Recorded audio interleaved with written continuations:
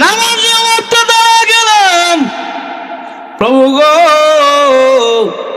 তোমার সামনে আমি দাঁড়াইছি, দুনিয়ার কোর্টে যদি দাঁড়াই শরীর কাঁপে।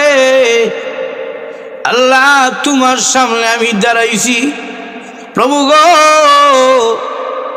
আমার নামাজ যে তুমি কবুল করো। ও প্রভু, দুনিয়ার কোন মানুষের সামনে যদি অপরাধ করে কান ধরলেই মাপ হয়ে যায়, আমিও কান ধরে ফেললাম। প্রভু গো বড় অপরাধী হইলে হাত ধরলে হ্যাংকাপ লাগাই লইয়া জায়গা। আল্লাহ আমিও হ্যাংকাপ দুনিয়াতেই বান্ধা লাইলাম। ও প্রভু আল্লাহ, দুনিয়ার কোন রাজা বাদশার কাছে যদি নত হয়ে যায় মাফ করে দেয়, আল্লাহ আমি রুকুতে সিজদার মধ্যে নত হয়ে গেলাম। এইভাবে যদি আপনি নামাজ পড়েন, আমার ডান দিকে আছে জান্নাত, বাম দিকে আছে জাহান্নাম, পিছনে আছে আজরাইল, সামনে আছে কাবা, উপরে আছেন আল্লাহ। ওইভাবে নামাজে দাঁড়া দাঁড়া কোন মুমিন যখন আল্লাহর ভয় নিয়ে নামাজ পড়ি, আল্লাহ রাব্বুল আলামিন তখন ঘোষণা দে, ফেরেশতারা রে আমার বান্দার মধ্যখানে যত নূরের পর্দা আছে সবগুলো সরাইয়া দাও। আমি আল্লাহ ডাইরেক্ট এমন ভয়ওয়ালা নামাজের উপরে ডাইরেক্ট আমি আল্লাহ রহমত নাজিল করব। এটাই হলো আল্লাহর ভয় নিয়া নামাজ। আমরা এখন মসজিদে গেলেই ডরাই না, মসজিদে গিয়ে আবার অনেকের বেটাগিরি বাইরে যায়। বাড়ির কাজ আরো বাড়ি, মসজিদে গিয়া করে বেটাগিরি। এখন দেখি না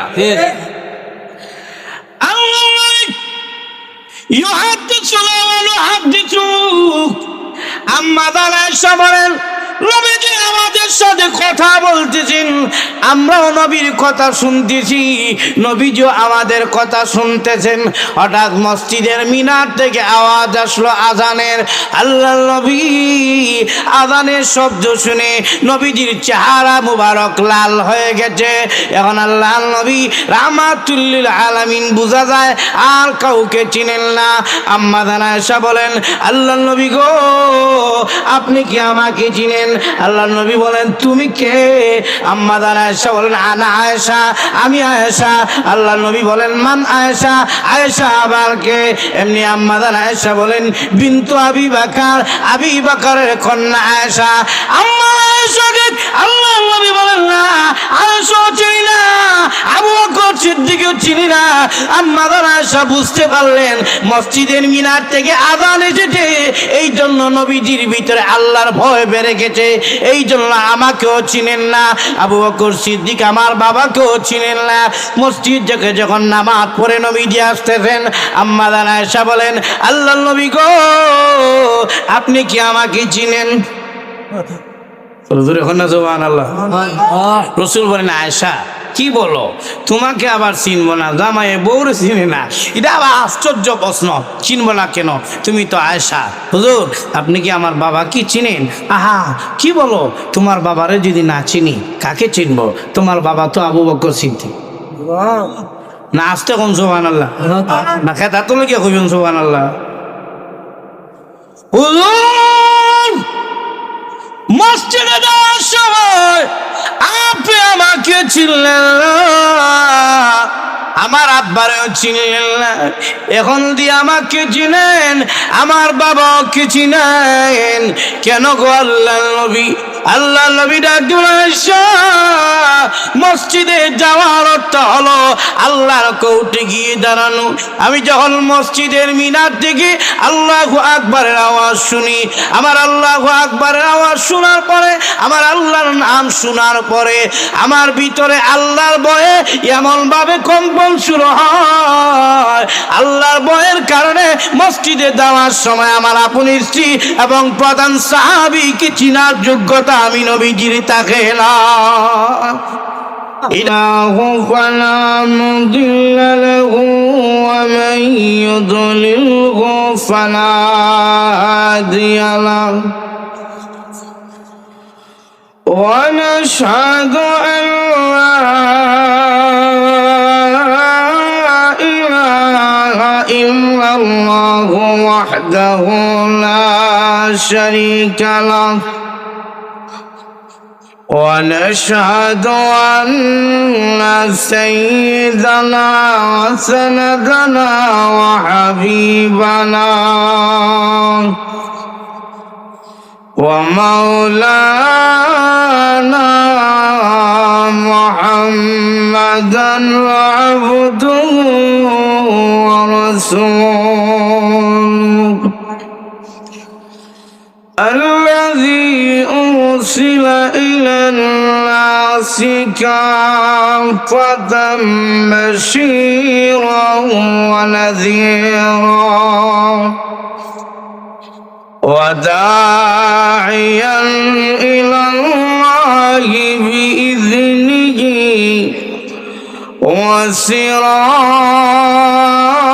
وسراجا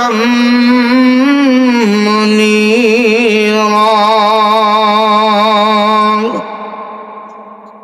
أما بعد فقد قال الله تعالى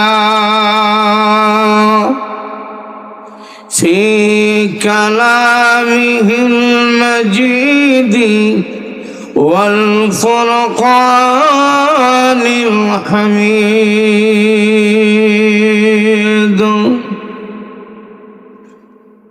أعوذ بالله من الشيطان الرجيم بسم الله الرحمن الرحيم قد أفلح المؤمنون الذين هم في صلاتهم خاشعون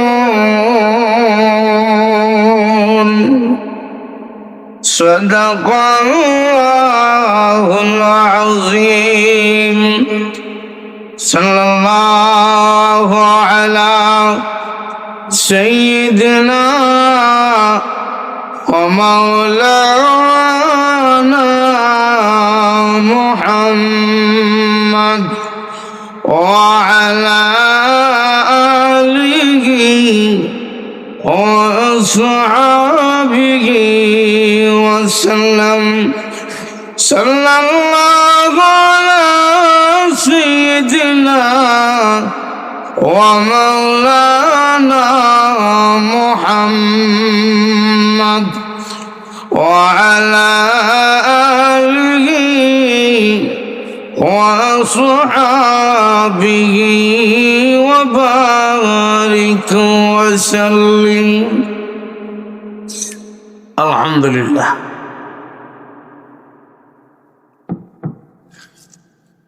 বানিয়াছ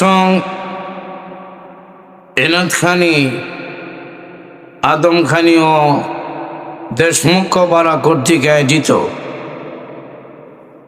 আজকের 28তম তাফসীরুল কোরআন মহাসম্মেলনের 2 দিন ব্যাপী তাফসীরুল কোরআন মহাসম্মেলনের অত্যন্ত শ্রদ্ধেভাজন সভাপতি সাহেব দামাত বারাকাতুহুম, উপস্থিত উলামায়ে কেরাম, প্রাণপ্রিয় মুসলমান ভাইরা, মুরব্বী বাবারা, যুবক ভাইরা, পর্দার আড়ালে অবস্থানরত অত্যন্ত শ্রদ্ধেয় মা বোনেরা, মহান আল্লাহ পাকের দরবারে শুকর আদায় করছি যে আল্লাহ আমাদেরকে দয়া মায়া করে আজকের এই পবিত্র তাফসীরুল কোরআন মহাসম্মেলনে আমাদেরকে আসার তৌফিক দিয়েছেন। এই জন্য শুকর আদায় করছি। সবাই পড়ি আলহামদুলিল্লাহ। প্রিয় ভাইরা, রাত্রি বেশি হয় নাই, কিন্তু ঠান্ডাটা একটু বেশি। কি কোন আপনারা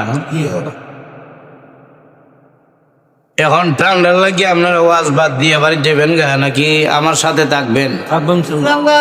ঠান্ডা কি শুধু আপনারাই লাগে না আমার লাগে না? আমি যখন আছি আপনারা আছেন তো সাথে নাকি নাকি আমার রাজ্য দেবেন গা? বলুন তো দেখি, আসমানের মালিক কে? জমিনের মালিক কে? চন্দ্র সূর্যের মালিক কে? বৃক্ষ তরুলতা যা কিছু দেখেন সব কিছুর মালিক কে? আমার আপনার শরীরে যা কিছু আছে সবগুলার মালিক কে? তাহলে সেই আল্লাহর নাম জোরে একবার বলেন, আল্লাহু আকবার। পিছনে ভাইরা কিন্তু বলে নাই, সবাই মিলে শিলে কোন আল্লাহু আকবার, জোরে বলেন আল্লাহু আকবার। প্রিয় ভাইরা, সরাসরি আলোচনায় চলে যাই, যেহেতু ঠান্ডার দিন, যত তাড়াতাড়ি গুছানো যায় তত ভালো। আমি আপনাদের সামনে পবিত্র কোরআন শরীফের সূরাতুল মুমিনুনের আল্লাহ তাআলার কোরআনের মধ্যে 114 খানা সূরা আছে। এর মধ্যে একটা সূরার নাম হলো সূরাতুল মুমিনুন, মুমিনদের সূরা। সুবহানাল্লাহ কোন না? এই সূরার প্রথম 2 খানা আয়াত আপনাদের সামনে তেলাওয়াত করেছি। মূলত আল্লাহ রাব্বুল আলামিন এই সূরার প্রথম 11 খানা আয়াতের ভিতরে সত্যিকারের মুমিনের 7টা গুণ আল্লাহ তাআলা তুলে ধরেছেন। কয়টা গুণ? আর আল্লাহ বলছেন এই 7 গুণ যারা অর্জন করবে, রব্বুল আলামিন বলেন আমি আল্লাহ তাদেরকে জান্নাতুল ফেরদৌসের উত্তরাধিকারী বানায় দিব। কতদিনের জন্য তাও আল্লাহ জানায় দিছেন। হুম ফিহা খালিদুন।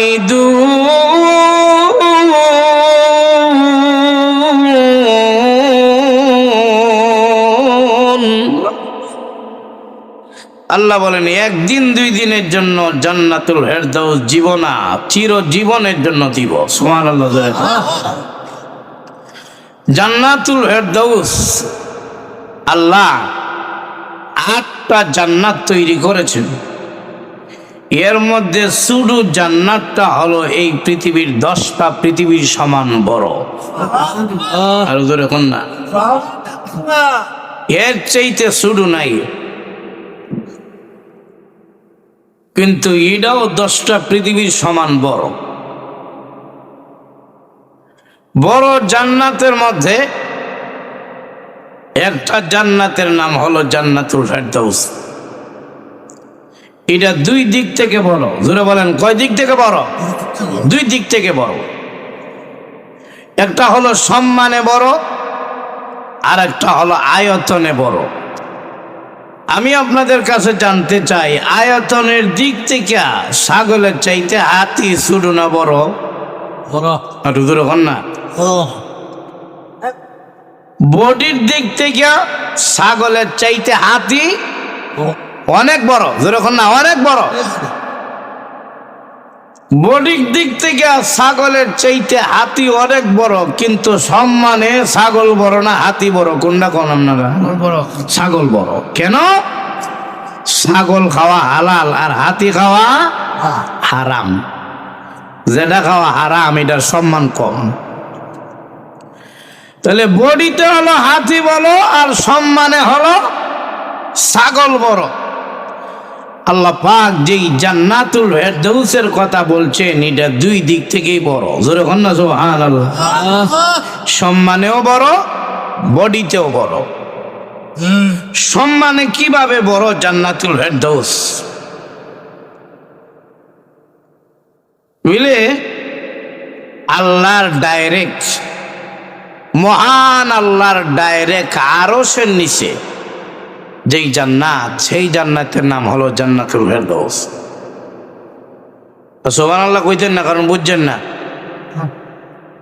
কারো বাড়ি যদি বঙ্গভবনের পাশে হয়, প্রধানমন্ত্রীর বাড়ির কাছে হয়, সুর হইলেও তার ভাবার আলাদা।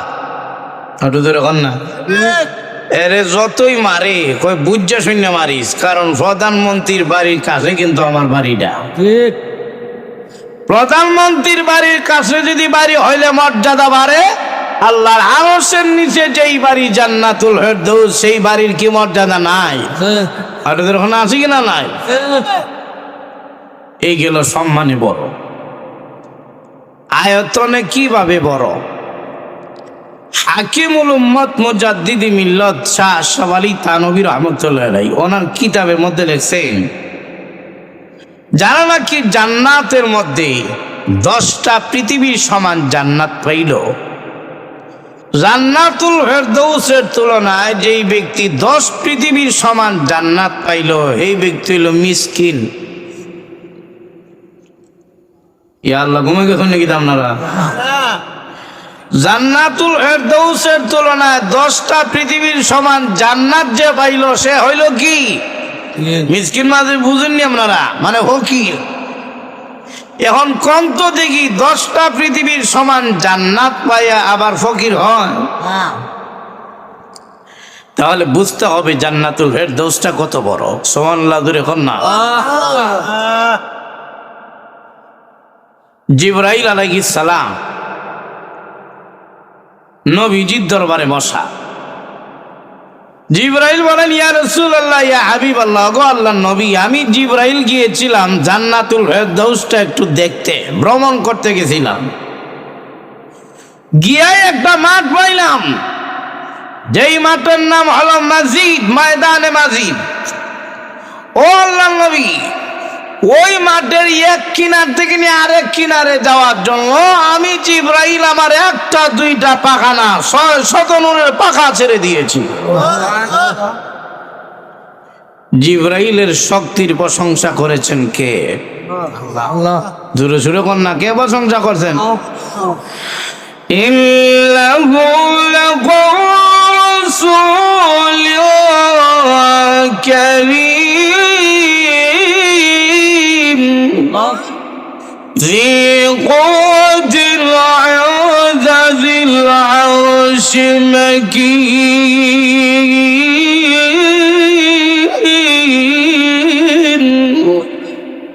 আল্লাহ বলেন, ইন্নাহু লাকাউলু রাসূলিন কারীম, যিনি বার্তাবাহক রাসূলের কাছে ওহী নিয়ে আসেন, তিনি কে? জি কুওয়া, তিনি শক্তিধর একজন ফেরেশতা। ইনদাদিল আরশি মাকিন, আল্লাহ বলেন ইনদাদিল আরশি মাকিন, মহান আরশের মালিক আল্লাহর কাছে উনি একজন সম্মানিত ফেরেশতা। জি কুওয়া, উনি শক্তির প্রশংসা বলেছেন কে? আল্লাহ। এরকম না, সেই জিবরাইল বলেন, জান্নাতুল ফেরদৌসের ওই মাঠের মধ্যে কয় শত নূরের পাখা ছেড়ে দিয়েছেন? কয় শত? জিবরাইল আলাইহিস সালাতু ওয়াস সালামকে আল্লাহ পাক 600 নূরের পাখা দিয়েছিলেন। জিবরাইল বলেন, ও পৃথিবীর মানুষ, জানো আমার পাখাগুলো কত বড়? একবার যখন এইভাবে আমি সরাই, পৃথিবীর এক দিক থেকে নিয়ে আরেক দিক পাখা দিয়ে লাগাল ভাই। আরো জোরে শুরু করুন না, সুবহানাল্লাহ। এত স্পিড আমার পাখার মধ্যে, চোখের হাতি দিতে দিতে 500 বছরের রাস্তা জায়গা। জিবরাইল বলেন, আল্লাহ পাক আমার এই পাখার মধ্যে এত স্পিড দিয়েছেন, একটা পাখা টান দিলে আমি 500 বছরের রাস্তা যেতে পারি। সুবহানাল্লাহ। চিন্তা করেন তো দেখি, একটা পাখা টান দিলে যদি 500 বছরের রাস্তা যায়, 600 নূরের পাখা টান দিলে কয় হাজার বছরের রাস্তা যাইব? বাড়ি গিয়ে ঘুমাই ঘুমাই হিসাব করেন। তবে একটা হিসাব আপনারা দিমু নাকি ঘুমে ধরছে? জিবরাইল বলেন, এত শক্তি থাকার পরও 3 জায়গায় আল্লাহর হুকুম পালন করতে গিয়ে আমি জিবরাইলের পশমের গুড়ায় গুড়ায় ঘাম বের হয়ে গেছে। আরো জোরে কোন না। তাহলে বোঝা যায় জিবরাইল আল্লাহর হুকুমের কাছে নত। আরো জোরে কোন ঠিক না? কিন্তু আমরা নত হইতে পারি না। আমরা কই মানি না, তুমি মানলে মানো, না মানলে নাই।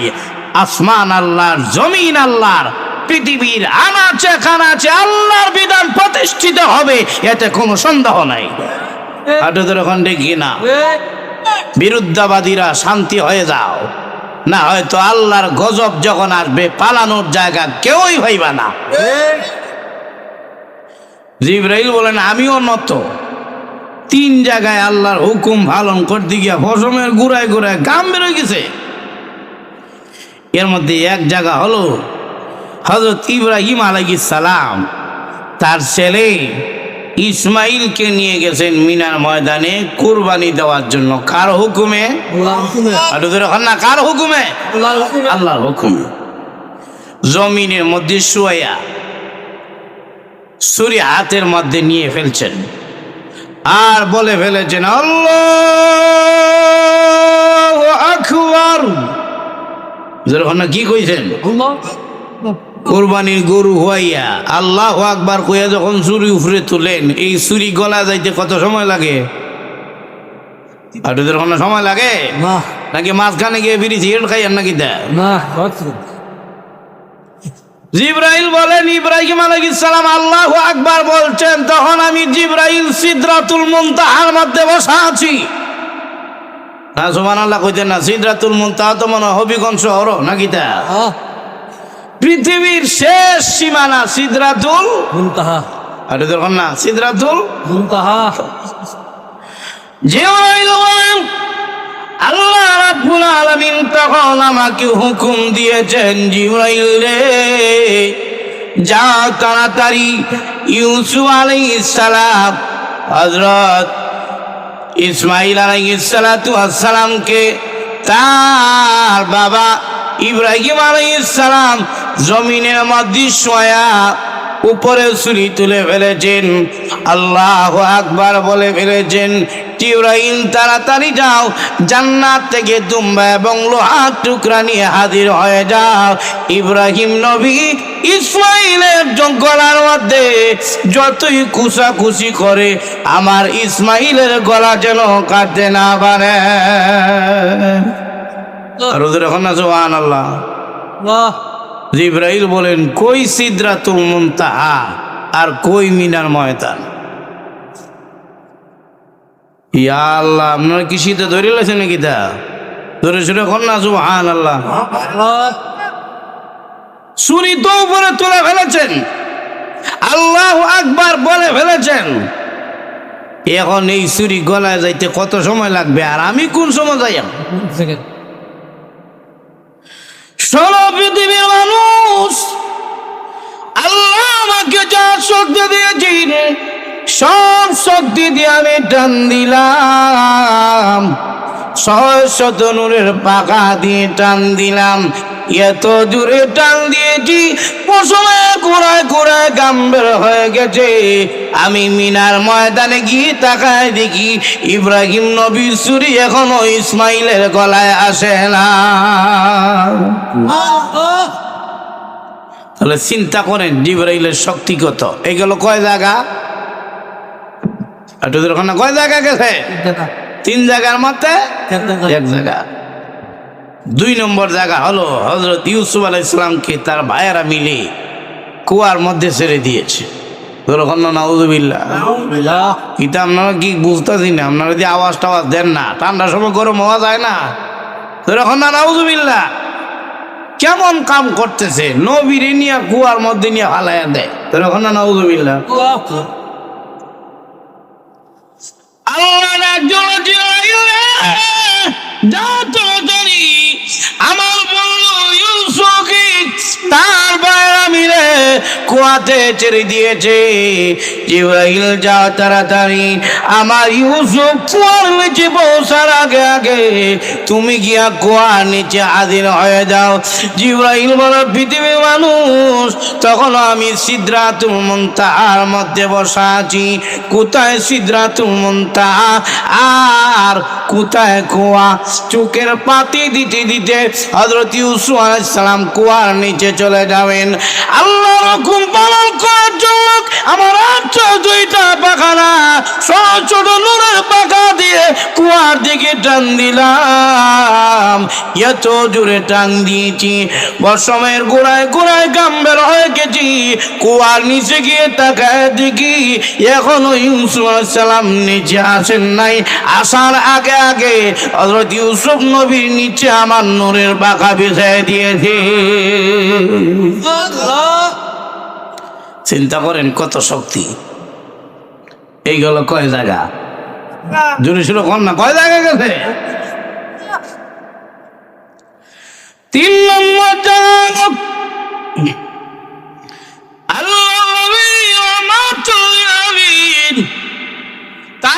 গেলেন দিনের দাওয়াত নিয়ে, দাওয়াতে তাবলীগের কাজে। নবীজি যখন দাওয়াত দিলেন তাইফের লোকেরা নবীজি দাওয়াতকে গ্রহণ করে নেই। নবীজি মনে বড় কষ্ট লইয়া তাইফ থেকে আবার মক্কা দিকে রওনা দিয়েছেন। পাহাড়ের গিরিপথ দিয়ে নবীজি আসতেছেন। এমনি তাইফের সর্দার মাতব্বর যুবকদেরকে লেলিয়ে দিয়েছে আল্লাহ নবীর গায়ে পাথর মারার জন্য। যুবকেরা ব্যাগের ভিতরে পাথর ভর্তি করে কাটা কাটা পাথর নবীজির নুরানি চেহারার মধ্যে কাটা কাটা পাথর গুলো মারতেছে। যেরকম নাউযুবিল্লাহ। যে নবীর চেহারা তোমার দ্বারা, যে নবীর চেহারা কথা আল্লাহ কোরআনের আয়াত, যেই নবীর চেহারা দিয়ে তাকায় তাকায় সাহাবায়ে কেরাম বলতেন আল্লাহর নবী গো, পেটে যখন খিদা থাকি আপনার চেহারার দিকে তাকাই। ওগো আল্লাহর নবী, আপনার চেহারার দিকে তাকাইলে আমাদের পেটের খিদার কথা আমরা ভুলে যাও। এক সাহাবী তো চিৎকার শুরু করেছি, কিয়ামত হয়ে গেছে রে, কিয়ামত হয়ে গেছে। সুবহানাল্লাহ এরকম না। আরেকজন বলেন জানি কি কিয়ামত হয়ে গেছে বলো না, তাকায় দেখো না আকাশের পূর্ণিমার চাঁদ জমিনে ভাঙ্গা হয়ে গেছে গা। এমনি একজন যাবি ভালো করে তাকায় দেখ, এটা আকাশের পূর্ণিমার চাঁদ না, আমেনার পূর্ণিমার চাঁদ। মুহাম্মাদুর রাসূলুল্লাহ সাল্লাল্লাহু আলাইহি সাল্লাম কাবার শরীফের সামনে দাঁড়ায় আল্লাহর কোরআন শরীফ তেলাওয়াত করতেছেন। ওই সাহাবী একবার নবীজির চেহারার দিকে তাকায়, আর একবার আকাশের চাঁদের দিকে তাকান। এমনি ডাক দিয়ে বলে, রে জাবির, একবার আকাশের চাঁদের দিকে তাকাও, আর একবার নবীজির চেহারার দিকে তাকাও কেন? হযরত জাবির বলেন, সাহাবীরা রে, আমি দেখতেছি আকাশের চাঁদ সুন্দর নাকি নবীর চেহারা সুন্দর? বলো দেখি কি বললা, আকাশের চাঁদ সুন্দর নাকি নবীজির চেহারা সুন্দর? হযরত জাবির বলেন, ও সাহাবী শুনে রাখো, আমি আকাশের চাঁদও দেখেছি, নবীজির চেহারাও দেখেছি, কিন্তু আল্লাহর কসম খেয়ে বলি রে, আকাশের চাঁদের মধ্যে গাছের মতো একটা কলঙ্কের দাগ দেওয়া আছে, কিন্তু নবীজির চেহারার মধ্যে কোনো কলঙ্কের দাগ দেওয়া নাই। আমার কাছে মনে হয় আকাশের চাঁদের চাইতে নবীর চেহারা আরো 1000 গুণ বেশি সুন্দর। সেই নবীর চেহারার মধ্যে তাইফের যুবকগুলো কাটা কাটা পাথরগুলো মারতেছে। নবীজির চেহারা রক্তে লাল হয়ে গেছে। আল্লাহর নবী জোরে কথা বলতে পারেন না। নবীজি পাথরে আঘাত খাইয়া জমিনের মধ্যে বসে যায়। যুবকগুলো আবার জোর করে নবীরে দাঁড় করে আবার পাথর মারে। এভাবে একবার, দুইবার, 3বার নবীজি বসছেন, আবার দাঁড় করাইয়া পাথর মারছে। আল্লাহ নবীর নবীজির সাথে ছিলেন নবীজির পালক ছেলে হযরত যায়েদ ইবনে হারেসা রাদিয়াল্লাহু তাআলা। আল্লাহ নবী ডাক দিয়ে বলে, যায়েদ রে, আমার সমস্ত শরীর রক্তে পরিপূর্ণ হয়ে গেছে, ঝর্ণার মতো রক্ত বের হচ্ছে। ও যায়েদ, একটা কাপড় আনো, এনে আমার শরীরের রক্তগুলো মুছো।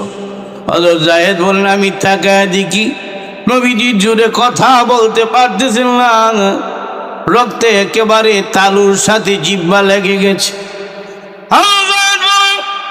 কোন রকমে আমি একটা কাপড় আনলাম, এনে আল্লাহ নবীর শরীরের রক্তগুলো ধীরে ধীরে মুছতে লাগলাম। পৃথিবীর মানুষ শুনো, কিন্তু শোনার করে নবীর শরীর থেকে এত রক্ত বের হয়েছে, এক পর্যায়ে মুছতে মুছতে আমার কাপড়টা একেবারে ভিজে গেছে। আমি বললাম, গো নবী, কাপড় তো একেবারে ভিজে গেছে, আর রক্ত শোষণ করে না গো আল্লাহর নবী। চিন্তা করেন এবার কত রক্ত বের হয়েছে। এবার আল্লাহর নবী রাহমাতুল লিল আলামিন নিজ হাত দিয়ে চামড়ার মধ্যে ওইভাবে রক্তগুলো মালিশ করতেছেন।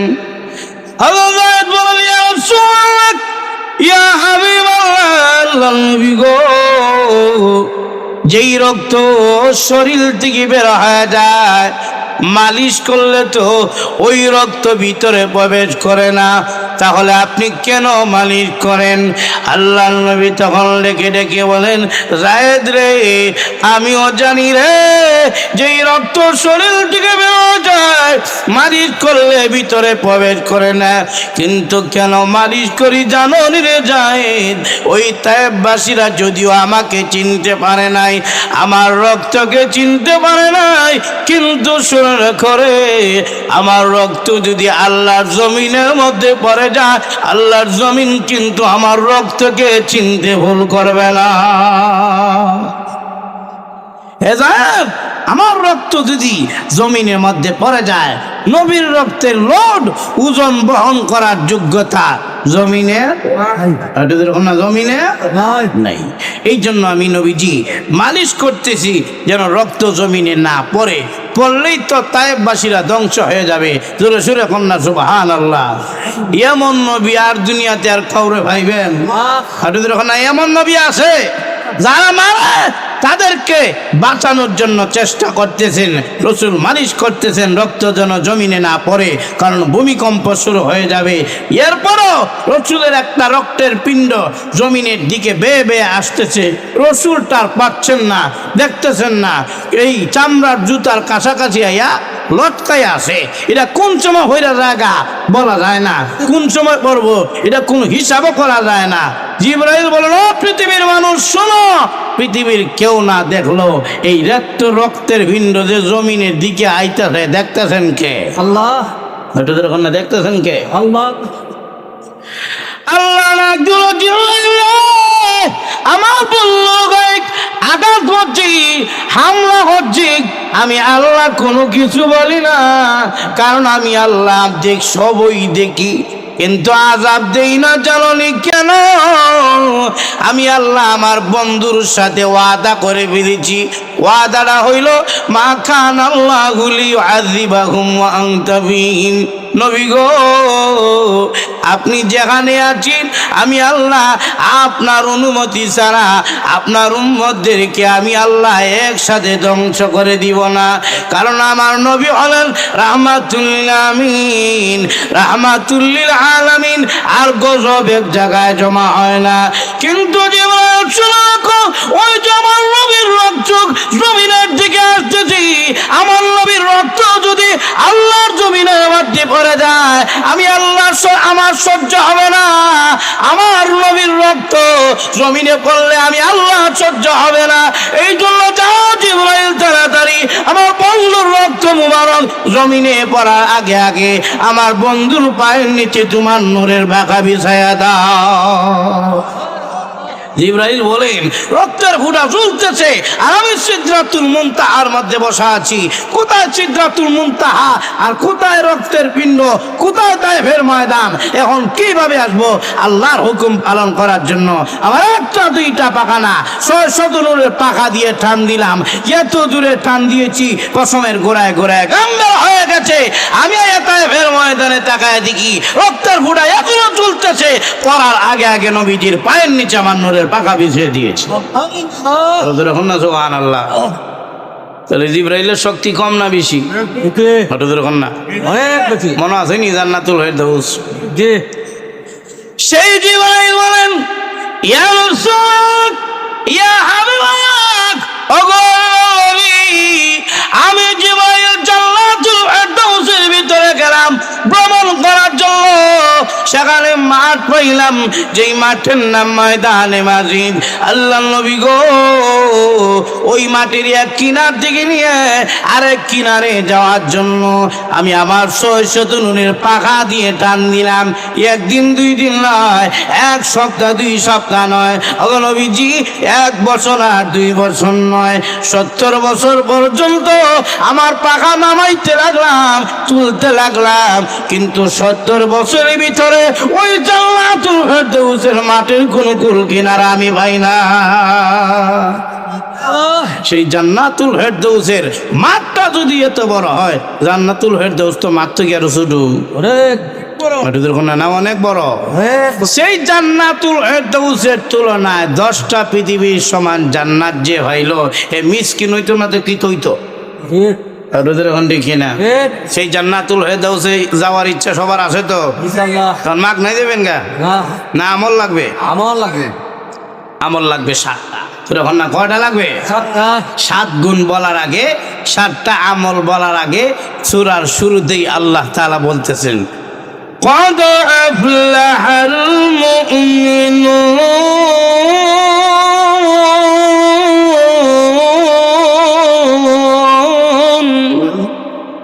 আল্লাহ বলেন কদ, এর অর্থ হলো নিশ্চয়, আফলাহা সফল হয়ে গেছে, আল মুমিনুন মুমিনগণ সফল হয়ে গেছে। আল্লাহ তাআলা বলেন নিশ্চয় মুমিনগণ সফল হয়ে গেছে। আর আমরা দেখতেছি মুমিনগণ প্রতিটি রাষ্ট্রের মধ্যে মার খাচ্ছে। ফিলিস্তিনের মুমিনেরা মার খাচ্ছে, আফগানিস্তানে মুমিনেরা মার খেয়েছিল, এরপরে এই কাশ্মীরে মুমিনেরা মার খাচ্ছে, ভারতে মুমিনেরা মার খাচ্ছে, এমনকি আমার বাংলাদেশের মধ্যেও টুপিওয়ালা মুমিনেরা নিরাপদ নয়। কয়দিন ভরে ভরে এক টুপিওয়ালা লইয়া জায়গা তৈরি। কি টুপিওয়ালারা কি বুম ফুটায়? বাংলাদেশ কয়টা বুম ফুটে? কয়টা বুম ওই ফুটে বাংলাদেশ? তো টুপিওয়ালারা কি বুম ফুটায়? না, কয়দিন ভরে ভরে লইয়া জায়গা। তো আল্লাহ বলতেছেন মুমিনগণ সফল হয়ে গেছে। আর আমরা দেখতেছি মুমিনরা সব জায়গায় মাইর খাইতেছে। তাহলে আল্লাহ যে বলছেন মুমিনগণ সফল হয়ে গেছে আর আমরা দেখতেছি মার খাচ্ছে, তাহলে বোঝা যায় মুমিনরা বিফল নাকি না সফল? মায়ের খাইলেও সফল কিনা? আল্লাহর কথাই সত্য, মুমিন মায়ের খাইলেও সফল। কারণ অনেক সময় মায়ের খাইলেও মানুষ সফল হয় কিনা? যেমন মাথার মধ্যে টুপি, এটার উপরে ভাগরি, গায়ের মধ্যে পাঞ্জাবি লাগাইলাম, এই যে শুধু আলেমে হয়েছি, বলুন তো দেখি মায়ের না খাই হয়ে গেছি গে? মায়ের খাওয়া লাগছে না?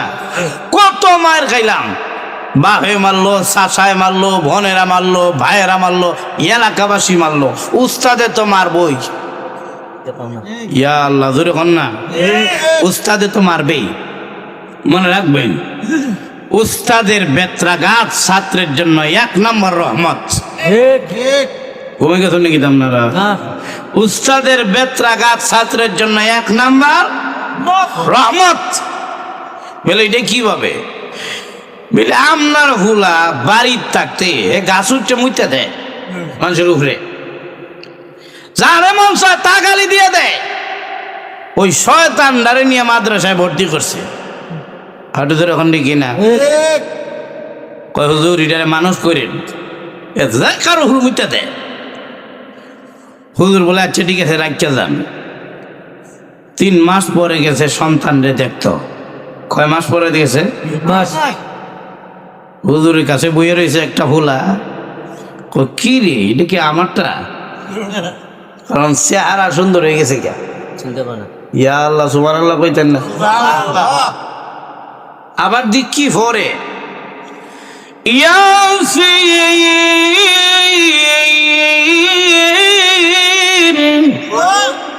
ওয়াল কুরআনিল হাকীম ইন্নাকা লামিনাল মুরসালিন।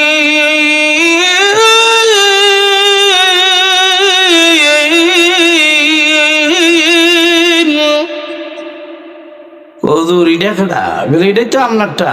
কিরে তুই এমন সুদ হইছস কেমনে হুজুরের মায়ের খাইয়া? আর ওদের এখন ডেকে না, এই জন্য ধৈর্য ধরতে হবে।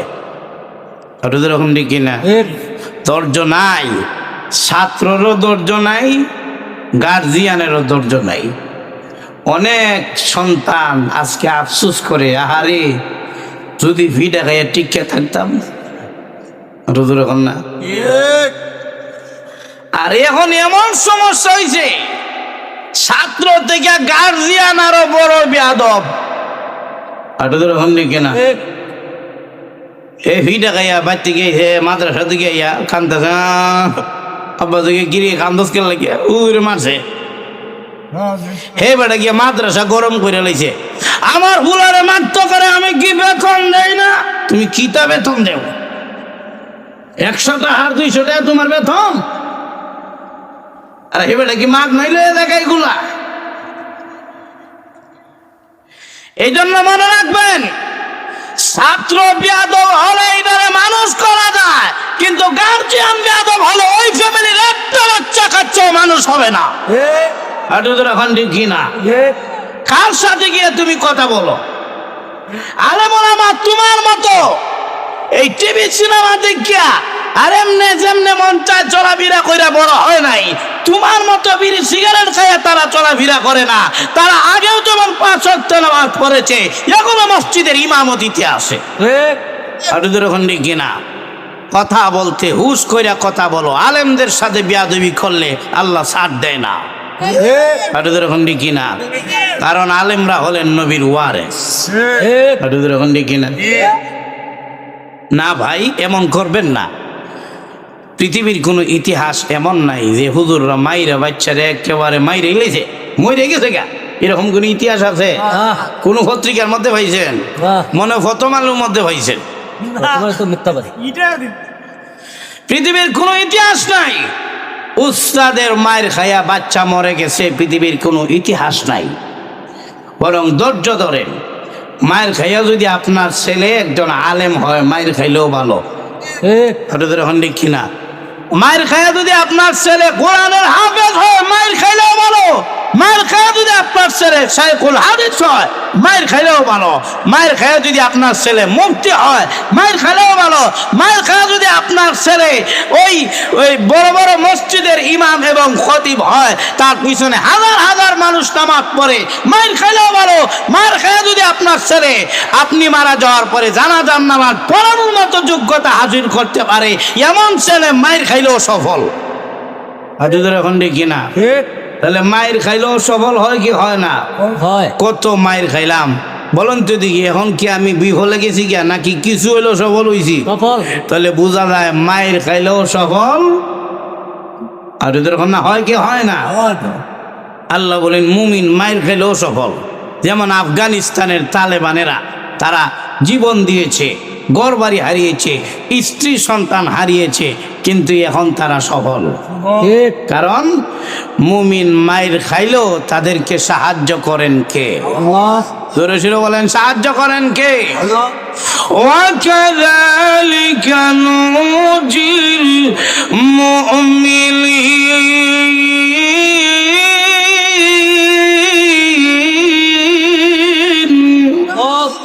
আল্লাহ বলেন এমনি ভাবে আমি আল্লাহ মুমিনদেরকে সাহায্য করব।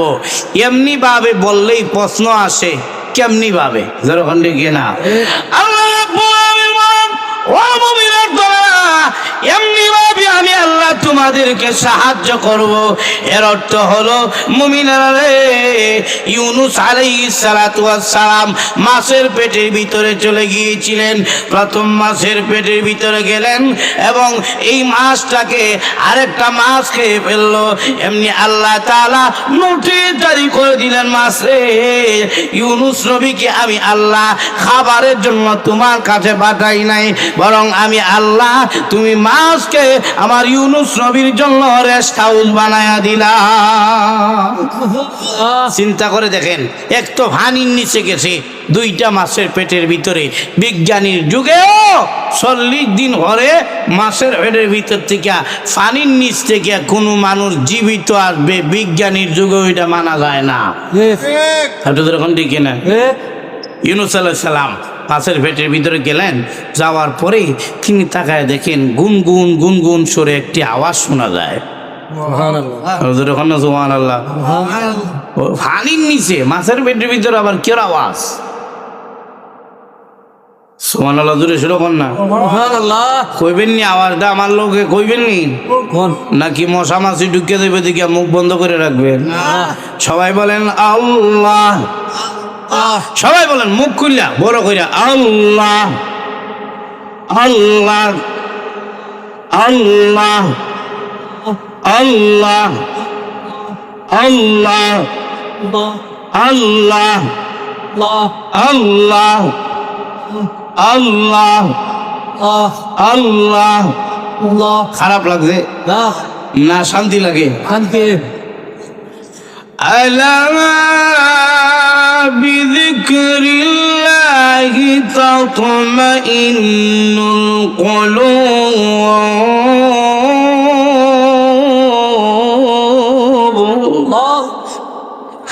আল্লাহ বলেন, দুনিয়া মানুষের তোমার মনে যদি শত কষ্ট থাকি, প্রভু গো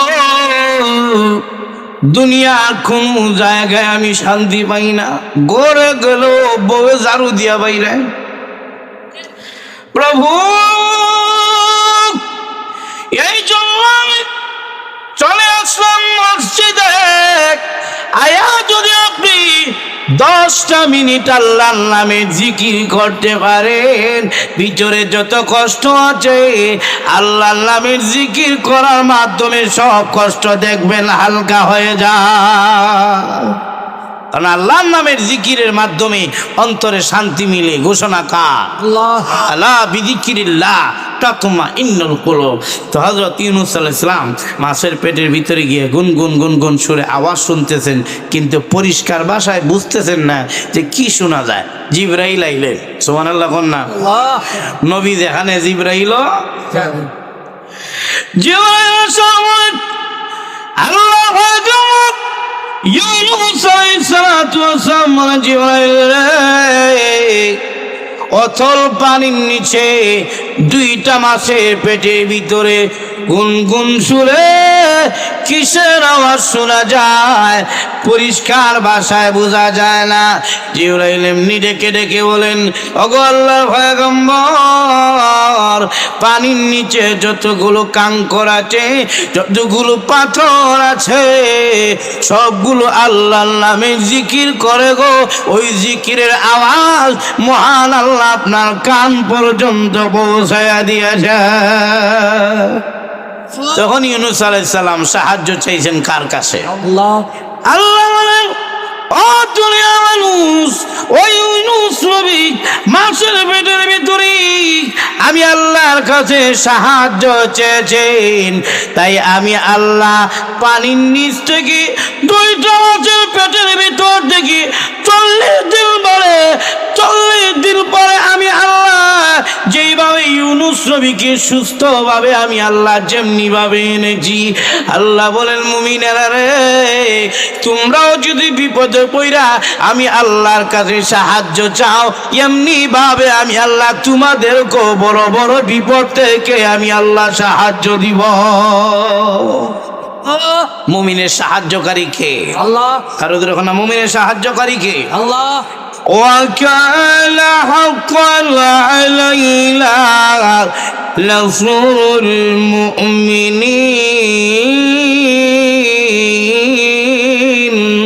আল্লাহ রাব্বুল আলামিন বলেন মুমিন যদি কোনো বিপদে পড়ে বিপদ থেকে উদ্ধার করা আমি আল্লাহর জন্য ওয়াজিব হয়ে যায় শুধু চালাক আল্লাহ রাব্বুল আলামিন কোরআনে আরো যা দিয়েছেন আল্লাহ বলেন ওয়ালা তাহিনু ওয়ালা তাহজানু ওয়া আনতুমুল আ'লাউনা ইন কুনতুম মুমিনিন আল্লাহ বলেন মুমিনরা ঘাবড়ায় যায় না চিন্তিত হয় না আল্লাহ বলেন চিন্তার কোনো কারণ নাই ঘাবড়ানোর কোনো কারণ নাই আল্লাহ বলেন ওয়া আনতুমুল আ'লাউনা নিশ্চয় আমি আল্লাহ মুমিনদেরকে বিজয় দিব তবে আল্লাহর নির্দেশ হলো ইন কুনতুম মুমিনিন সত্যিকারের মুমিন হতে হবে সত্যিকারের মুমিনদেরকে বিজয় দিবেন কে আপনাদের না বিজয় দিবেন কে আমরা সত্যিকারের মুমিন হতে পারি নাই এই জন্য আমাদের কপালের মধ্যে বিজয় নাই আমরা কেমন মুমিন বলে আমরা হইলাম বেজাইল্লা মুমিন আপনাদের ওখানে কি মুমিন বলে আমরা এমন মুমিন হইছি বিপদ আইলে আল্লাহরেও ছাড়ি না আপনাদের ওখানে কি না আল্লাহ কানা চৌকি বুঝি আর কারো ফসল দেখছো না আমারটা বুঝি দেখলা আপনাদের ওখানে কি না এক মহিলা দেখবেন মহিলারা তো মাঝে মাঝে আল্লাহরও অভিশাপ দিয়ে দেয় যেরকম দেখে না এক মহিলা কাঁদতেছে আল্লাহ গো ও মুখের দিকে 7টা ভুলাই একটাও নিলা না আর আমার একটা সোনার চান আসলো তুমি আল্লাহ লইয়া গেছো গা আমি মহিলারে বুঝি নরম ভাইছো আমরা সত্যিকারের মুমিন না বেজাইলা মুমিন তুফান আইলে দেখবেন বাপ রে বাপ এই সময় আল্লাহরে নামাই এলায় আল্লাহ রসুল কইনি আপনার এলাকার না বাবা সাদালাল দয়াল্লাহ রসুলে বিপদ আইলে ডাকছে কারে না তুফান আইছে ডাকছে কারে আল্লাহরে ডাকছে বিপদ শেষ আল্লাহরে ডাকা শেষ আরে বাপ রে বাপ দামি যদি এই এত শক্ত বাসটা না লাগে যাম কত আগে থেকে ঘরটা উড়িয়া কোন সময় যে উড়াই লই যাই গা এতক্ষণ কারে ডাকছে আর এখন কি কয় আমরা সত্যিকারের মুমিন না বেজাইল্লা মুমিন বেজাইল্লা মুমিনের জন্য বিজয় নয় সত্যিকারের মুমিনের জন্য আল্লাহ বিজয় দিয়েছেন সত্যিকারের মুমিন যদি মাঠে ময়দানে নামিয়া যদি আল্লাহু আকবারের স্লোগান দিয়ে নামিয়া জায়গা পৃথিবীর কোনো নাস্তিক গুলো ইঁদুরের গর্ত পালানোর জন্য পাবে না পাঠদের এখন দেখি না তো আল্লাহ বলেন কাদ আফলাহাল মুমিনুন মুমিনগণ সফল হয়ে গেছে এখন বুঝুন সফল কারে কয় আপনারা কি মনে করেন গাড়ি বাড়ি সব কিছুর মালিক হইতে পারলেই জীবন সফল না ক্ষমতার মালিক হইতে পারলেই জীবন সফল না ওটাদের কোনো সফল নাকি না প্রথম দেখা যায় ক্ষমতাত গেছেন বাপরে বাপ ফুলের মালা গলার মধ্যে জায়গা হয় না ওটাদের হন্ডি কিনা পরে দেখা যায় জুতার মালা পরে দেখা যায় হাফ প্যান্ট হয়ে গিয়ে জঙ্গলের মধ্যে ঘুমার লাগে ওটাদের হন্ডি কিনা তাহলে দেখা যায় ক্ষমতার মালিক আর গাড়ি বাড়ির মালিক হইলেই সফল হয় না গাড়ির জায়গায় গাড়ি থাকবে এই জায়গার জায়গায় জায়গা থাকবে টাকার জায়গায় টাকা থাকবে নেতৃত্ব আপনি করছিলেন এই জায়গায় আর একজন বইয়া যাইবে তাহলে এগুলো কোনো সফলতা নয় সফলতা কি মুফাসসিরিনে কেরামগণ বলেন 3টা শর্ত থাকতে হবে এরকম না কয়টা শর্ত 3টা শর্ত শেষ ওয়াজও শেষ এর মধ্যে প্রথম নম্বর শর্ত হলো যার জীবনে কোনো ভয় নাই তার জীবন সফল কোন তো দেখি পৃথিবীর কোনো মানুষ কি আছে ভয় ছাড়া এরকম না তাহলে সফল হওয়ার জন্য দুনিয়াতে প্রথম শর্তই নেই এরকম না 2 নম্বর হলো তার জীবন সফল যার জীবনের মধ্যে কোনো চিন্তা নাই পৃথিবীর কোনো মানুষ চিন্তা মুক্ত নয় সবার ওই চিন্তা আছে চিন্তায় চুল অল্প বয়সে রাখা জায়গা যেরকম দেখি না তাইলে 2 নম্বর শর্ত নাই সফল হওয়ার জন্য 3 নম্বর হলো মনে যা চায় যদি তা ভাই তাহলে জীবন সফল। বলেন তো দেখি পৃথিবীর এমন কেউ আছে কি মনে যা চায় তা ভাই? না আর যখন আছে নাকি হ্যাঁ। নাই, মনে কি চায় বলে পুরুষের চাহিদা আলাদা, মহিলার চাহিদা আলাদা। মহিলা বাদ দিলাম, পুরুষের চাহিদা কি? প্রথম নম্বর পুরুষের চাহিদা হইল বুড়া হইতে চায় না। ঠিক আর যখন বুড়া হইতে চায় না, বলে হুজুর আপনি বুঝলেন কেমনে? বলে আচ্ছা ওয়াজ আপনি করেন, আমি করি কিছু শোনেন, আমার তো ভাইবেন একবার আর আমরা সারা বছর করেন, অসুবিধা নাই। প্রথম নম্বর হলো বুড়া হইতো চায় না। চায় না। বলে এটা বুঝলেন কেমনে? বলে এইটা বুঝার কারণ হলো দাড়িটা রাখে না। ঠিক হাঁটুদের এখন দেখি না, ঠিক। দেখবেন কি আয়নার সামনে দাঁড়াইয়া খুবই তো সুন্দর লাগে ফিনিশ। আচ্ছা বলুন তো হে যে দাড়ি রাখছে না কেন, কারণ কি? দাড়ি রাখলে কি এটার মধ্যে মাসে মাসে সার দেওয়া লাগে না নাকি 2-3 মন ওজনের হইয়া যায়? না না। অথবা এমন না যে এটা একেবারে এখান পর্যন্ত রাহুল লাগবো, এরকমও না। কেন? বুঝাইতে চায় যে বুড়া হইতাম না। আর তোদের এখন দেখি না, ঠিক অনেকে আবার আছে খালখরা। খালখরা বুঝুন আপনার বেসরম। একজন গেলাম কেউ তুমি দাঁড়িয়ে রাখা না করে ওয়াইফের লাগিয়া খাল লাগিয়া। আমি কইলাম তোমার ওয়াইফ এটা ওয়াইফ রয়েছে না, এটা ভাই গেছে। আর ওদের এখন দেখি না, তো বুঝাইতে চায় যে বুড়ো হইতাম চাই না, এই জন্য দাড়ি রাখে না। না রাখলেও বুড়া কি দেখে হাতটায় রাখা যায় না। আর ওদের এখন দেখি না, ঠিক তাহলে মনের প্রথম চাহিদা ছিল বুড়া হইতে চান না। বুড়া হন কি হন না? হয়। চাহিদা কি পূরণ হয়েছে? না। না, প্রথমটা রাখলাম। 2 নম্বর মনের চাহিদা, পৃথিবীর কোনো মানুষ মরতে চায় না। ঠিক আর এখন দেখি না, যদিও মাঝে মাঝে কয় আল্লাহ তুমি আমার লইয়া যাইতারো না, এটা কি মন তো কে কইছে? না এক মহিলা সন্ধ্যার সময় দেখবেন মহিলারা কাজ বেশি, ওই হাঁসে ডাকে ফে ফে, মুরগি ডাকে কক কক, বাচ্চারা কয় আম্মা। আর ওদের এখন দেখি না, গরু ডাকে ভেবে। এইরকম এক মহিলা যখন কামের চাপ বেশি পড়ছে, মহিলা তখন কয় আল্লাহ এই সংসারে আর শান্তি লাগে না, তোমার আজরাইলে কত মানুষ নেই, আমার চোখে দেখে না।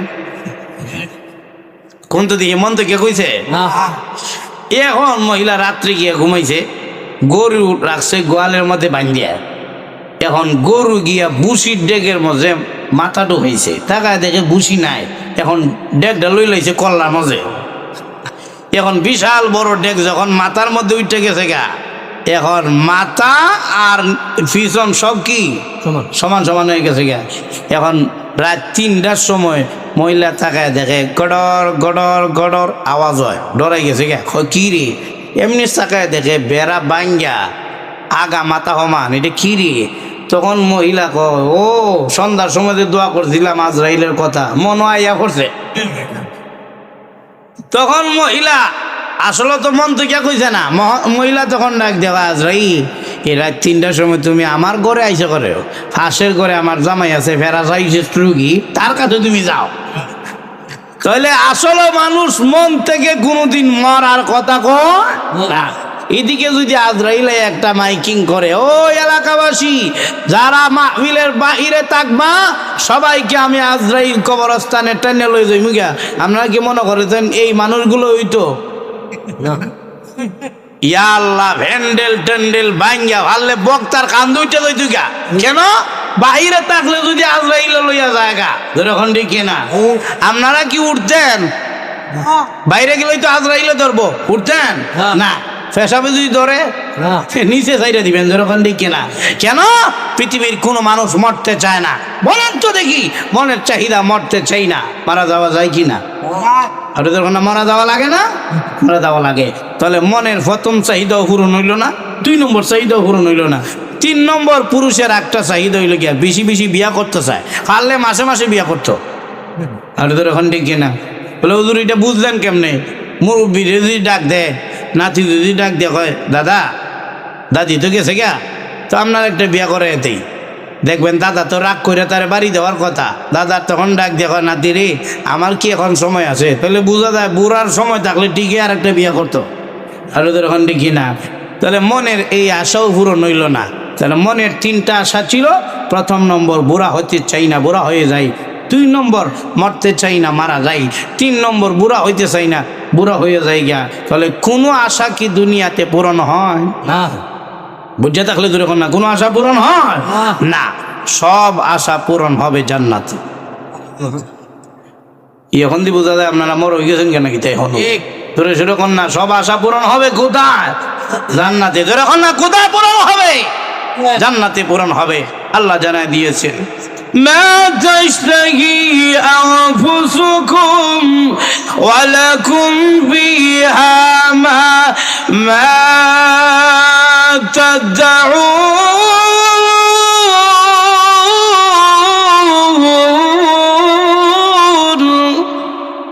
উদখুলুল জান্নাত লা খাউফুন আলাইকুমুল ইয়াওম ওয়া লা আনতুম তাহজানুন।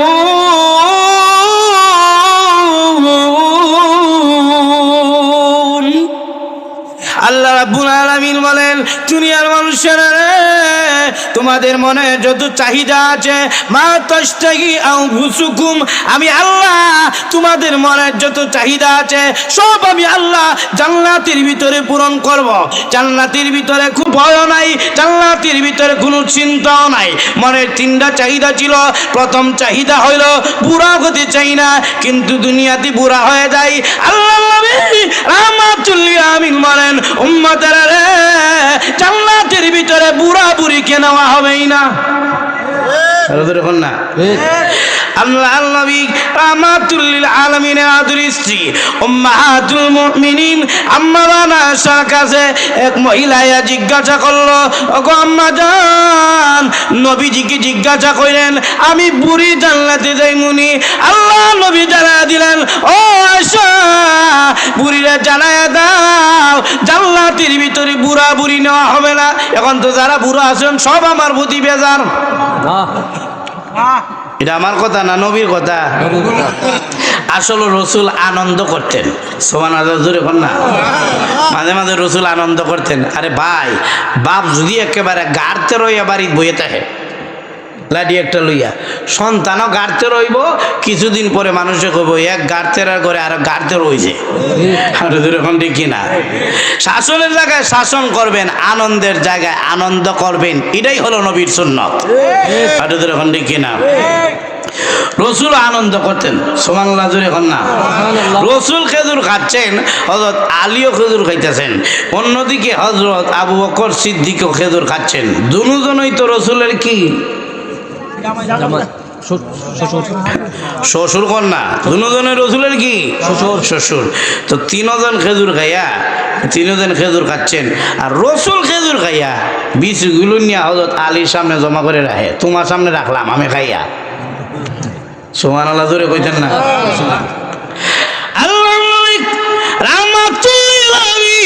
খেজুর খাওয়া শেষ হওয়ার পরে নবীজি ডেকে ডেকে বলেন, আলী রে, তোমার সামনে যে দেখা যায় এত খেজুরের বিচি, মানুষ দেখলে বলবে তুমি ফেটুক খেজুর বিচি খাইছ।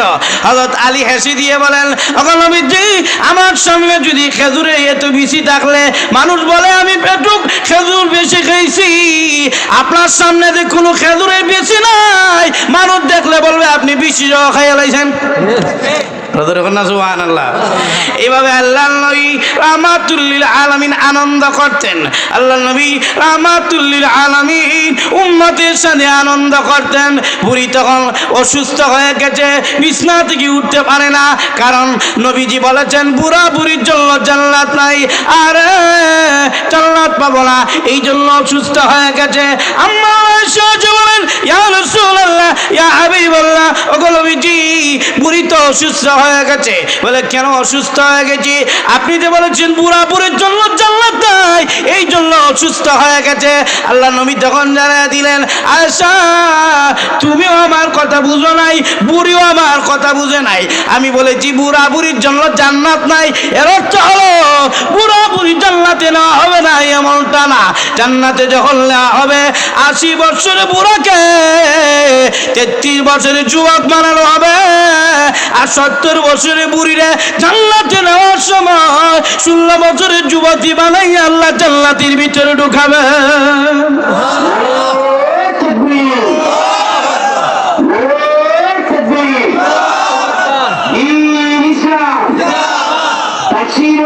মহাসম্মেলন হযরত মাওলানা কারি রায়হান আহমদ আনসারী সাহেব। তাহলে জান্নাতে কি বুড়া বুড়ি আছে? না। ইয়া আল্লাহ, বুড়ারা কি খুশি হয়েছেন এবার?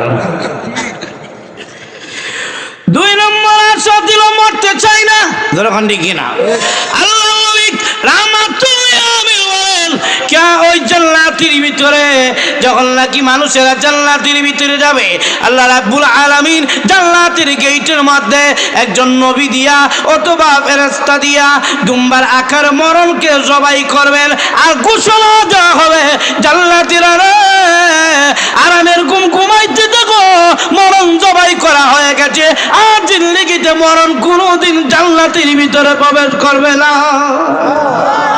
3 নম্বর মনের আশা কি? মাসে মাসে বিয়ে করা, কিনা, কিন্তু এটা দুনিয়াতে পারা যায় না। এক বই বিয়া কইরা মাঝে মাঝে ঠান্ডার দিনও গরম শুরু হয়ে যায় গা, কিনা, কিন্তু এই আশা পূরণ হবে জান্নাতে। আল্লাহ নবী বলেন, উম্মত রে, নিচের স্তরের জান্নাতে কি একেবারে নিম্নের জান্নাতিকে আল্লাহ রাব্বুল আলামিন জান্নাতে যাওয়ার পরে সর্বপ্রথম 70 জন বউ দিয়ে বলবেন, নেরে বাল্লা দিলাম 70 জন, আরো লাগলে আমি আল্লাহ রুচি ভালডায় ভালডায় দিমু। আরো দেখুন না, সুবহানাল্লাহ। রুচি ভালডায় ভালডায় মানে কি? জান্নাতের ভিতরে মার্কেটও আছে, বাগানও আছে, পার্কও আছে। দুনিয়ার তো কিচ্ছুই নিরাপদ না, কিনা। অনেকের কিন্তু একটা চাহিদা থাকে, হারে যদি বউ বাচ্চা লইয়া একটু পার্কের মধ্যে ঘুরতাম মনটা শান্তি হইতো, কিন্তু আপনি যাইবেন বউ বাচ্চা লইয়া সবরে রাখিয়া দিলাইব, যেরকম কিনা। এইরকম অনিরাপত্তা, নিরাপত্তা বাহিনী আরাম আয়েসে খাচ্ছে, কিন্তু দেশের নিরাপত্তা দিচ্ছে না, যেরকম কিনা। আপনাদের এই এলাকার মধ্যে ওইগুলো মাঝে মাঝে ডাকাইতে ধরেনি, ধরে না, ও যে হবিগঞ্জ আর্মি গুলা আর পুলিশ গুলা না ঘুরিয়া এখানে যদি ডেলি রাত্রে 3টা চক্কর দিত, কইতে যাইতো টাকাই, দেখি না। আসলে প্রশাসনই শক্ত না, তাহলে আপনি এটা মনের আশা পূরণ হয় না। জান্নাতের ভিতরে মার্কেট আছে, ঘুরতে পারবেন, জান্নাতের ভিতরে ফলও আছে। আল্লাহ তাআলা কোরআনেও বলছেন নানান রকমের ফলের কথা। রাসূল বলেন, জান্নাতের ভিতরের একটা বড়ই হবে মটকার মতো বড়। আরো আসতে কোন সুবহানাল্লাহ, মহিলারাও নিয়ে লইব, তোর ছোট কন্যা সুবহানাল্লাহ। এখন জান্নাতের ভিতরে আপনি ঢুকবেন ফলের বাগানের মধ্যে, আর মনে মনে ভাববেন, আরে দুনিয়াতে যা খাইলাম সব হইল সেগারির, এখন দেখি ভালো কিছু পাই না। হঠাৎ আপনার চোখের সামনে একটা আপেল বেশি উঠবে, আপনি যখন মনে মনে ভাববেন আপেলটা খাওয়ার জন্য, এমনি সামনে চলে আসবে, 2টা ভাগ হয়ে যাবে, এমনি তাকায় দেখবেন আপেলের ভিতরে সুন্দরী রমণী ঘুমটা দিয়ে অলংকার লাগাইয়া 16 বছর এক হুরপরি আপেলের ভিতরে বইয়ে রয়েছে। আপনি দেখে কবেন সুবহানাল্লাহ, ডরাই গেছে গিয়া। সুবহানাল্লাহ জোরে জোরে কোন না, খুশি না মনে হয়, জোরে কোন না সুবহানাল্লাহ। এমনি আওয়াজ হবে,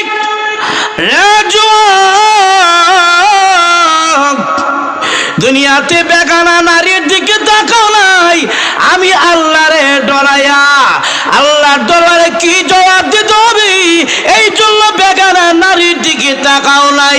তাই আমি আল্লাহ আপেলের ভিতরে তোমারে বড় পুরস্কার দিলাম, বাড়িতে লইয়া যাও। সুবহানাল্লাহ। তাহলে 3টা মনের আশা, মাসে মাসে বিয়া করা, মরণ নাই, এ বুড়া বুড়ি নাই, এই আশা কি দুনিয়াতে পূরণ হয় নাকি জান্নাতে? আর যদি এখন কোন জায়গায় পূরণ হয়, তাহলে মুমিনের জীবন কখন সফল হবে? যেই জীবনে কোনো চিন্তা নাই, যেই জীবনে কোনো ভয় নাই, যেই জীবনে মনের আশা পূরণ হয়, ওই জীবন পাইলেই জীবন সফল। যখন ঠিক কিনা? আমি আপনাদের কাছে জানতে চাই, ওই পরকালের জান্নাতি জীবন কি আল্লাহ কাফেরের জন্য রাখছেন নাকি মুমিনের জন্য? আর যখন না, কার জন্য রাখছেন? কোন কাফেরকে আল্লাহ জান্নাত দিবেন না। নবীর বাবাও যদি হয়, ঈমান না থাকলে জান্নাত নাই। নবীর চাচাও যদি হয়, ঈমান না থাকলে জান্নাত নাই। নবীর স্ত্রী যদি হয়, ঈমান না থাকলে জান্নাত নাই। নবীর ছেলেও যদি হয়, ঈমান না থাকলে জান্নাত নাই। কারণ আল্লাহ জান্নাত তৈরি করেছেন মুমিনের জন্য। এই জন্য আল্লাহ ঘোষণা দিয়েছেন, মুমিনারা রে, তোমরাই জান্নাতি হইবা। তাই আমি আল্লাহ ঘোষণা দিয়ে দিলাম, কাদ আফলাহাল মুমিনুন, মুমিনরা জান্নাতি হওয়ার কারণে তাদের জীবন সফল হয়ে গেছে। আর যখন সুবহানাল্লাহ। তাহলে সেই সফলতার জিন্দিগি আমরা চাই কি চাই না? সেই জান্নাতুল ফেরদৌসের জিন্দিগি চাই কি চাই না? সব মুমিনরাই সফল। যেই মুমিনের সামান্য ঈমান আছে সেও জান্নাত পাবে। সুবহানাল্লাহ। কিন্তু বলেন তো দেখি, সব মুমিনরা কি জান্নাতুল ফেরদৌস পাইব? না ভাইব নাকি? পাবে কারা? আল্লাহ বলেন পাবে ওই 7 গুণওয়ালা মুমিন। 7 গুণে ওয়াজ করতে গেলে মোটামুটি আরো 2-3 ঘন্টা লাগবো। শীতে হালকা আমার নি ধরে আসেননি নাকি? আচ্ছা বেশি না, 5-10 মিনিট আছেন তো। প্রথম নম্বর গুণ এখানে আরো পিছে আছে, আরো অনেক কিছু রয়ে গেছে পিছনে। আল্লাহ যে বলছেন কাদ আফলাহাল মুমিনুন, মুমিন সফল হয়ে গেছে। সফল হয়ে গেছে মানে কি? রেজাল্ট আউট হয়ে গেছে। সুবহানাল্লাহ জুড়ে কোন না? গুণ অর্জন করলাম না, জান্নাতুল ফেরদৌসে এখনো গেলাম না, কিন্তু আল্লাহ বলছেন মুমিন কি হয়ে গেছে? সফল হয়ে গেছে। মানে জান্নাতে গেছে, জান্নাতি হয়ে গেছে। সুবহানাল্লাহ জুড়ে কোন না? এর অর্থ হলো মুমিন হবে, জান্নাতে যাবে, কোনো সন্দেহ নাই। কি না? অনেক সময় আছে, অনেক কাজ হওয়ার আগেই মানুষ বলে ফেলে হয়ে গেছে। যেমন আপনি বাড়ি যাইছেন, গিয়ে জিজ্ঞাসা করতেছেন আপনার বউরে, কি ভাগ করো গো? বলে ভাত ভাগ করি। কোন তো দিকে ভাত ভাগ করে না চাল ভাগ করে? না, ভাত যদি ভাগ করে এটা কি ভাত থাকবো না যা হয়ে যাইব?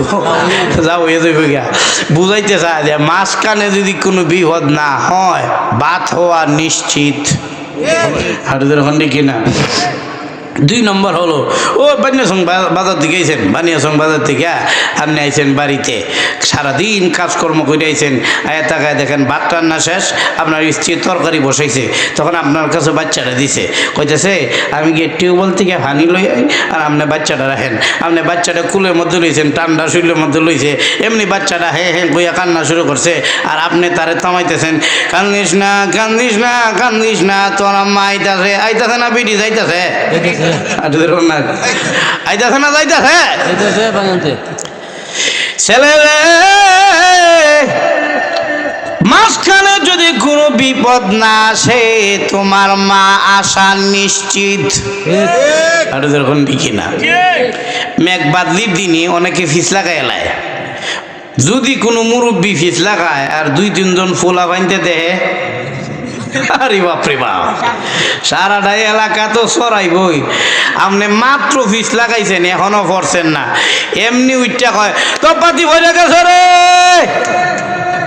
ডেকে না আরো বালি চাষা তপাতি ভরে গেছে। আবার কেউ রাগ হইল না, আরো বালি চাষা বুঝাইবার লাগে কইলাম আর কি। ইয়া আল্লাহ মিশা কথা কইলাম নাকি? দেখা এখনো পড়ছে না, এ ওইটা কয় দপ্পাতি ভইরা গেছে। আরে ফইরা না দপ্পাতি উঠতো। এর অর্থ ফললে দপ্পাতি আওয়াজ হবে, কোনো সন্দেহ নাই। আল্লাহ বলেন মুমিন কাদ আফলাহাল মুমিনুন, রেজাল্ট আউট করে দিলাম। এর অর্থ হলো গুণ অর্জন করতে দেরি হবে, জান্নাতুল ফেরদৌস দিতে দেরি করব না। নিশ্চিত হয়ে যাও জান্নাতুল ফেরদৌসে যাইবা। কোন লাগবো কয়টা? 7 গুণ। 7 গুণ আল্লাহ রাব্বুল আলামিন তুলে ধরেছেন। একটা গুণের কথাই কই, দেখেন এই গুণটা আমরা মধ্যে আছে কিনা। আল্লাহ বলেন আল্লাযীনা হুম ফী সালাতিহিম খাশিউন।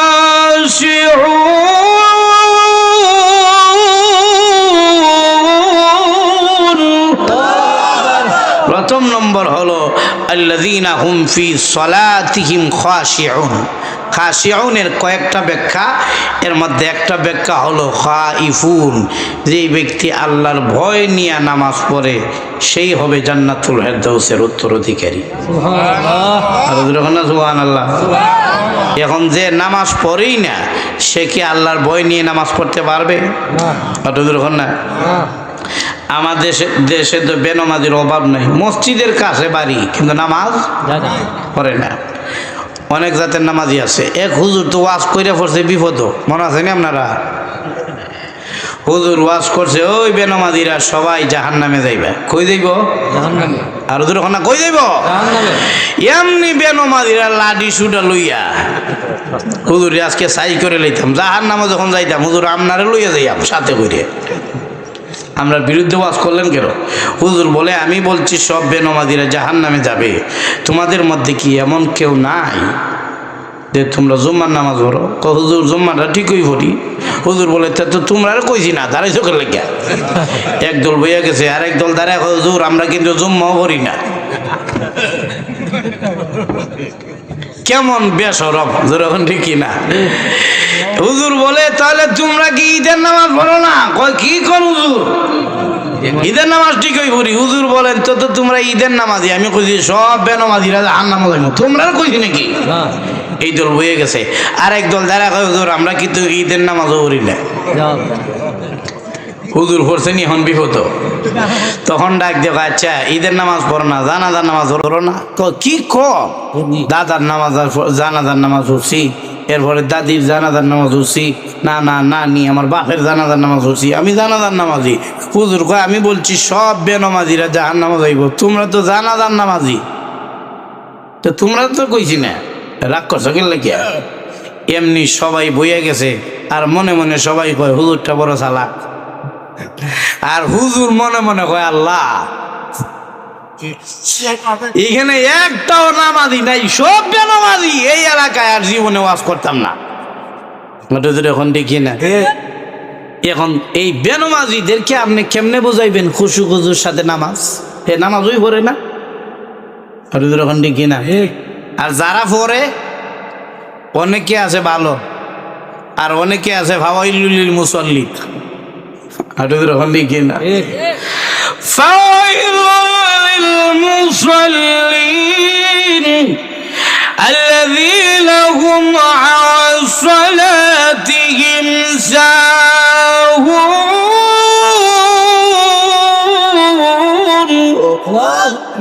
অনেক নামাজি আছে জাহান্নামে যাবে। নাউযুবিল্লাহ। মানে তার মধ্যে নামাজ ঠিকই আছে, কিন্তু ওই নামাজ আল্লাহর জন্য পড়ছে না, আল্লাহর ভয় নাই ওই নামাজের মধ্যে। দেখবেন অনেক নামাজি আছে, আল্লাহু আকবার, টুটো বন্ধ, মুখ বন্ধ, চোখ বন্ধ, হে কি নামাজও না মেরাজও? এটা হলো ফাওয়াইলুল মুসাল্লি না। অনেক নামাজি আছে, ইমাম সাহেব সামনে দাঁড়াইয়া আল্লাহু আকবার সূরা কারাত পড়তেছে, আলহামদুলিল্লাহি রাব্বিল আলামিন আর রাহমানির রাহিম মালিকি ইয়াউমিদ্দিন ইয়্যাকা না'বুদু ওয়া ইয়্যাকা নাস্তাঈন اهدنا الصراط المستقيم صراط الذين أنعمت عليهم غير المغضوب عليهم ولا الضالين।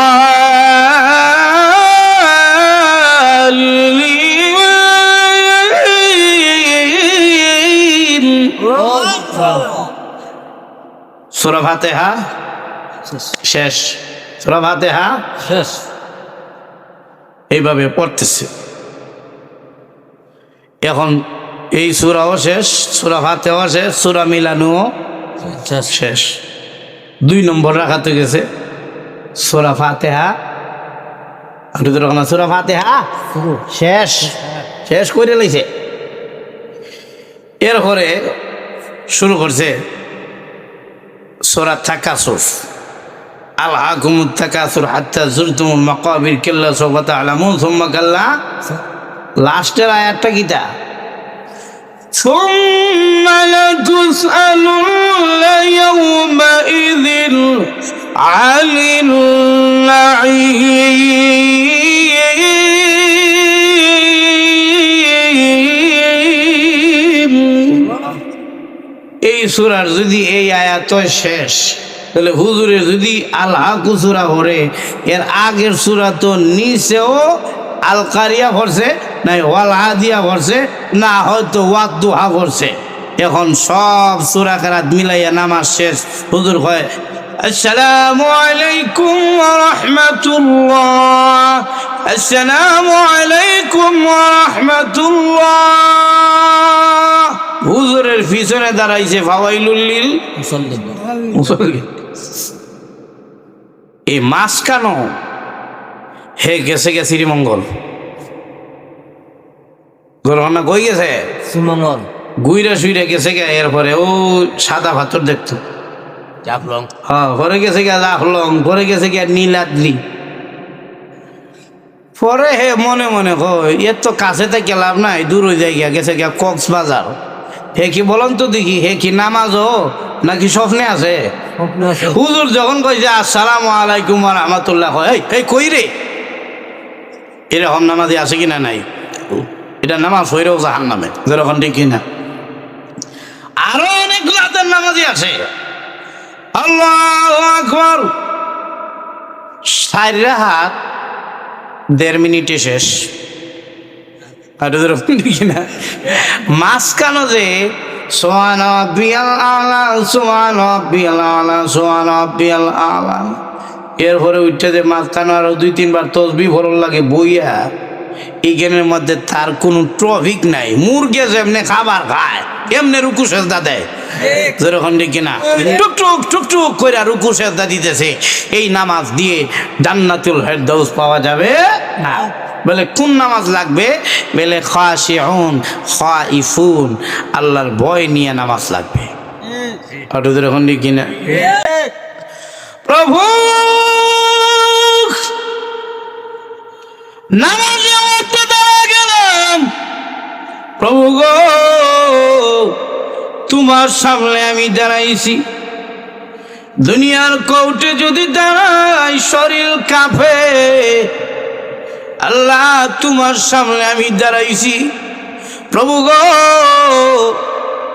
আমার নামাজ যে তুমি কবুল করো।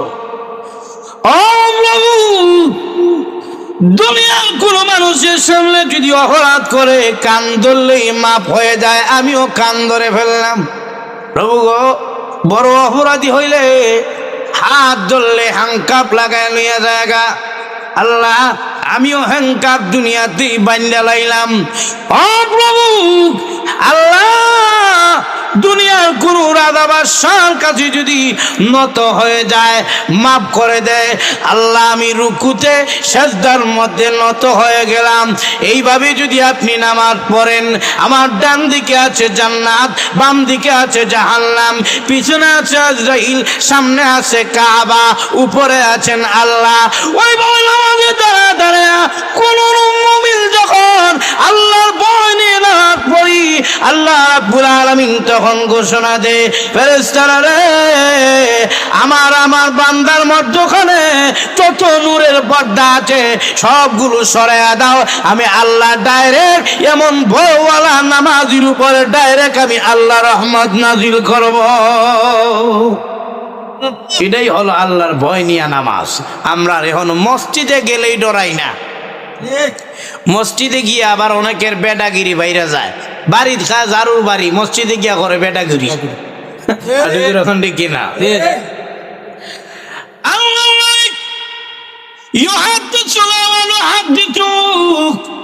আম্মা দাঁড়ায় বলেন নবীজি আমাদের সাথে কথা বলতেছেন, আমরাও নবীর কথা শুনতেছি, নবীজিও আমাদের কথা শুনতেছেন। হঠাৎ মসজিদের মিনার থেকে আওয়াজ আসলো আজানের। আল্লাহ নবী আজানের শব্দ শুনে নবীজির চেহারা মুবারক লাল হয়ে গেছে। এখন আল্লাহ নবী রাহমাতুল লিল আলামিন বোঝা যায় আর কাউকে চিনেন না। আম্মা আয়েশা বলেন আল্লাহ নবী গো আপনি কি আমাকে চিনেন? আল্লাহ নবী বলেন তুমি কে? আম্মা আয়েশা বলেন আনা আয়েশা, আমি আয়েশা। আল্লাহ নবী বলেন মান আয়েশা? আয়েশা আবার কে? এমনি আম্মা আয়েশা বলেন বিনতু আবি বকর, আবি বকরের কন্যা আয়েশা। আম্মা আয়েশাকে আল্লাহ নবী বলেন না, আয়েশা চিনি না, আবু বকর সিদ্দিকও চিনি না। আম্মা জান আয়েশা বুঝতে পারলেন মসজিদের মিনার থেকে আযান এসেছে, এই জন্য নবীজির ভিতরে আল্লাহর ভয় বেড়ে গেছে, এই জন্য আমাকেও চিনেন না। আবু বকর সিদ্দিক আমার বাবাকেও চিনেন না। মসজিদ থেকে যখন নামাজ পড়ে নবীজি আসতেছেন, আম্মা জান আয়েশা বলেন, আল্লাহর নবী গো, আপনি কি আমাকে চিনেন? সুবহানাল্লাহ। রাসূল বলেন, আয়েশা কি বলো, তোমাকে আবার চিনবো না? জামাই বউরে চিনে না, এটা আবার আশ্চর্য প্রশ্ন। চিনবো না কেন? তুমি তো আয়েশা। হুজুর, আপনি কি আমার বাবা কি চিনেন? আহা, কি বলো, তোমার বাবারে যদি না চিনি কাকে চিনবো? তোমার বাবা তো আবু বকর সিদ্দিক।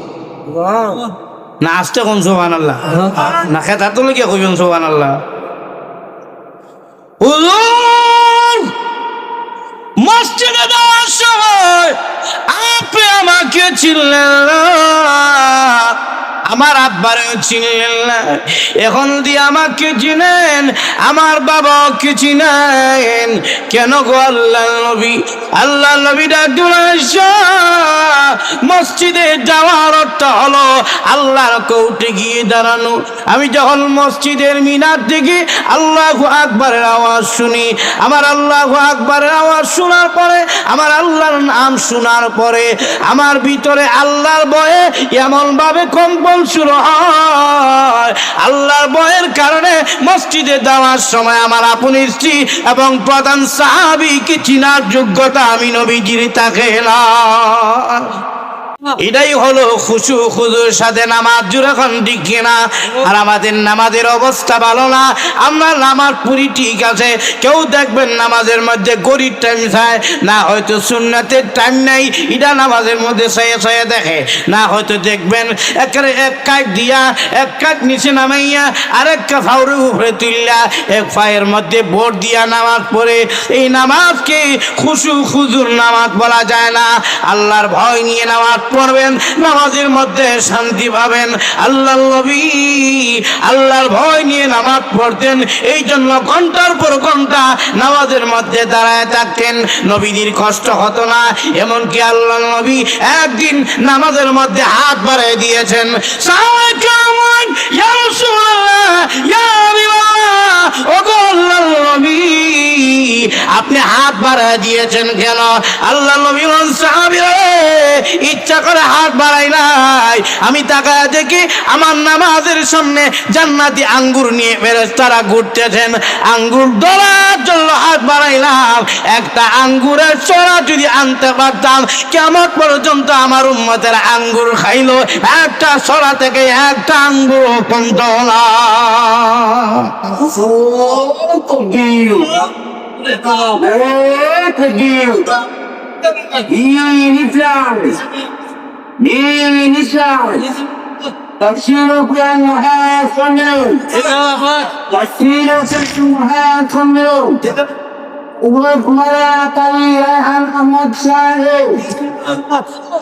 এটাই হলো খুশু খুজুর সাথে আল্লাহর ভয় নিয়ে নামাজ। আর খাশিউনের আরেকটা ব্যাখ্যা হলো সাকিনুন, ধীরস্থিরে নামাজ পড়া। কারণ নামাজটা পড়বেন কার লাগিয়া? এই দেখেন এখন ঘুমাই গেছে গা, কার লাগিয়া নামাজ পড়বেন? قل إن صلاتي ونسكي ومحياي ومماتي لله رب العالمين।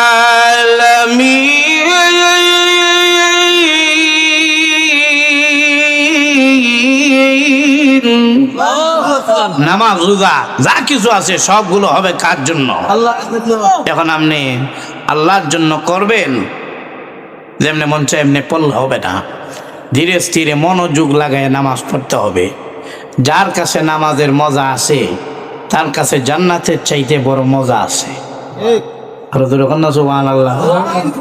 আল্লাহর নিকটবর্তী হইতে চাইলে নামাজের চাইতে বড় কোনো আমল নাই। ومن الليل فتهجد به نافلة لك عسى أن يبعثك ربك مقاما محمودا আল্লাহ বলেন, হে নবী, নামাজ আপনি তাহাজ্জুদের নামাজ পড়েন, মাকামে মাহমুদ আমি আল্লাহ আপনারে দিব। আর ওরকম না সুবহানাল্লাহ। আল্লাহর নিকটবর্তী হইতে চাইলে নামাজ ছাড়া বিকল্প কোনো রাস্তা নাই। অনেক রেদিকে কেউ ভাই নামাজ দি পড়ো না, বুক তাবা দিয়ে নামাজ না পড়লো ইমান বড় শক্ত। তার ইমান শক্ত নাকি বুক শক্ত? বুক শক্ত। বুকই শক্ত। তখন ঠিক না, নামাজ নাই বেঈমানের ইমান নাই। তখন ঠিক না, নামাজ না পড়তে পড়তে বেঈমানের কাতারে চলে যায়, এক পর্যায়ে সে বেঈমান হয়ে যায়। সেই তো আজান শোনার পরে মসজিদে আসে না, যে হলো কাফের। তুমিও মসজিদে আসো না আজান শোনার পরে, তোমার মিল কাফেরের সাথে। একদিন না একদিন দেখবা বেঈমান হয়ে মারা গেছে। এখন ঠিক কিনা? এই জন্য নামাজ পড়তে হবে, গুরুত্ব সহকারে নামাজ পড়তে হবে। বাচ্চা কাচ্চা যারা আছে তাদেরকে নামাজের দাওয়াত দিতে হবে। আপনি বাবা নামাজ পড়েন, সন্তানকে দাওয়াত দেন। একদিন 2 দিন দেখবেন, 3 দিন পরে আপনার সন্তানও নামাজি, আপনিও নামাজি, পারিবারিক হয়ে যাবে নামাজের এই নামাজি পরিবার হয়ে যাবে। আল্লাহ পাক আমাদের প্রত্যেককে খুশু খুজুর সাথে নামাজ পড়া জান্নাতুল ফেরদৌসের উচ্চ মর্যাদা দেওয়ার তৌফিক দান করুন। জোরে সোরে বলি আমিন। আমিনটা জোরে সোরে করেন না, আরো জোরে বলেন আমিন। অবশেষে বলতে চাই,